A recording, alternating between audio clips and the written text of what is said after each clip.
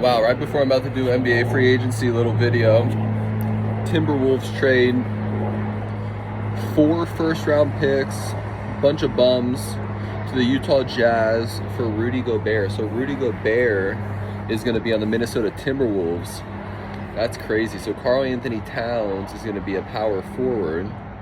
They do Gobert at center, Karl Anthony Towns at power forward, Anthony Edwards a small forward, D'Angelo Russell at shooting guard, and then who would they play? They would play, I'm losing track, I don't even know who their shooting guard is right now, but either way, Timberwolves are going to be disgusting.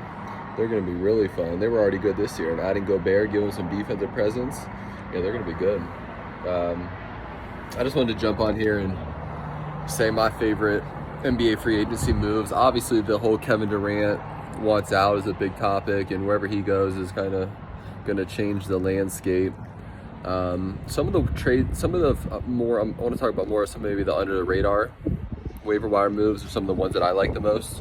I like what the Denver Nuggets did. They got rid of Will Barton and the other guard who was playing a lot last year because Jamal Murray was hurt. I'm drawing a blank on his name. But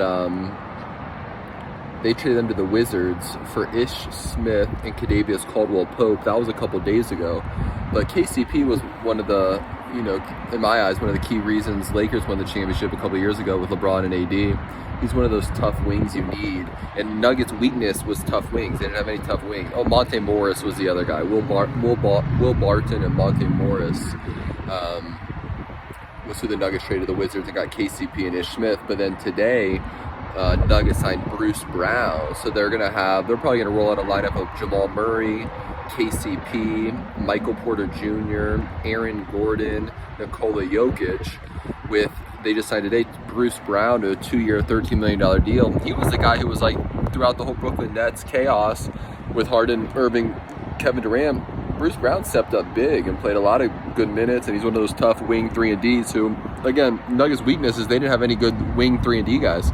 So to add Bruce Brown and Kentavious Caldwell-Pope, I know it's only it's July 1st today, but the Nuggets, if Nuggets can be healthy, I like them on FanDuel right now, 24-1 to win the NBA championship.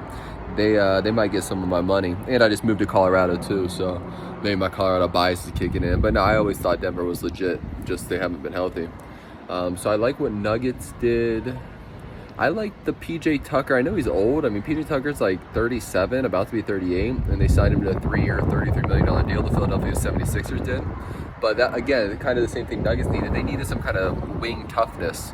So to add PJ Tucker there, obviously with Harden and Embiid and Tyrese Maxey only getting better and Tobias Harris. So I think putting PJ Tucker in that room is going to give them some toughness, which I really like. And again, him and Harden were like best friends. They were on Houston together. So that was legit. I know earlier today, Celtics did that Malcolm Brogdon trade. Traded a bunch of bums. I know they traded Daniel Tice and the rookie they drafted a couple of years ago, who's been a bum from Vanderbilt, who's supposed to hit threes, and a bunch of picks. But Celtics needed a point guard. Malcolm Brogdon, he might fit there really, really well, honestly. So if they stay intact with Malcolm Brogdon, Marcus Smart, Derek White, obviously Tatum, Brown, Horford's probably got a couple of years. So I like the Brogdon thing. Kings traded for Kevin Huerter. How do you pronounce it? Kings are going to be fun. I mean, they got Huerta. The Kings also signed Malik Monk. So they got some shooting and some scoring that they needed. Huerta, Malik Monk, obviously with around De'Aaron Fox, Domantas Sabonis, Davion Mitchell in his second year. Harrison Barnes is still there, so that'll be interesting. What other free agents stood out? The team that I'm really liking is, I think we're going to make a bounce back this year. I liked it when they did. It's the Portland Trail Blazers, first and foremost. I thought it was good when they get Jeremy Grant.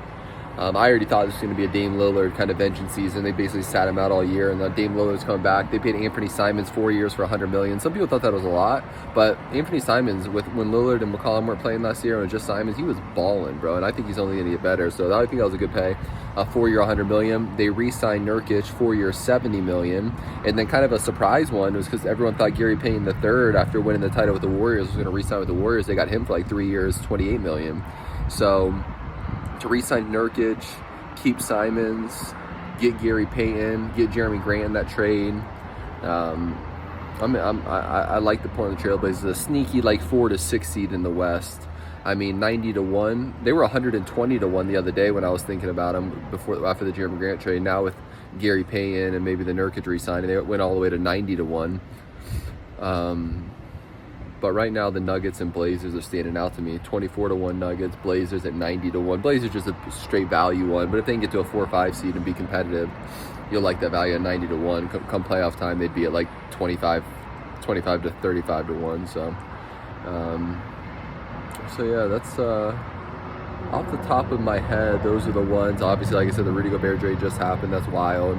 A couple of days ago, the DeJounte Murray to the San Antonio Spurs trade DeJounte Murray to the Atlanta Hawks. That was very interesting. All the Hawks got rid of was Gallinari and like 3 first-round picks, but I'm kind of interested to see how Trae Young and DeJounte Murray look together. So that'll be fun.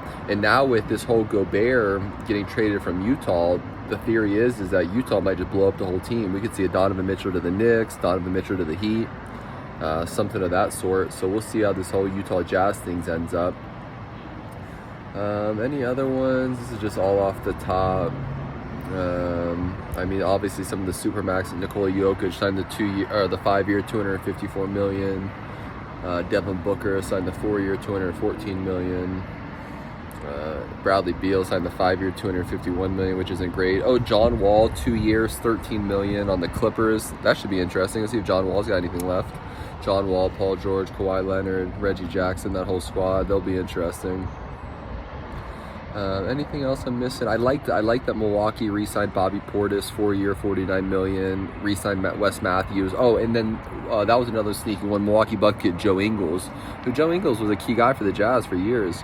I know he's coming off an injury, but he could be a nice little fit there. So when it comes down to the teams next year who I like, I'm still leaning towards the teams that stick together, even though we're going to have Durant go somewhere and Gobert somewhere. Maybe Kyrie goes to the Lakers. I still think I like the Milwaukee Bucks, the teams that stick together. Golden State Warriors just proved it, team that sticks together. That's why I do like the Denver Nuggets. They're a team that stick together, they just haven't stayed healthy.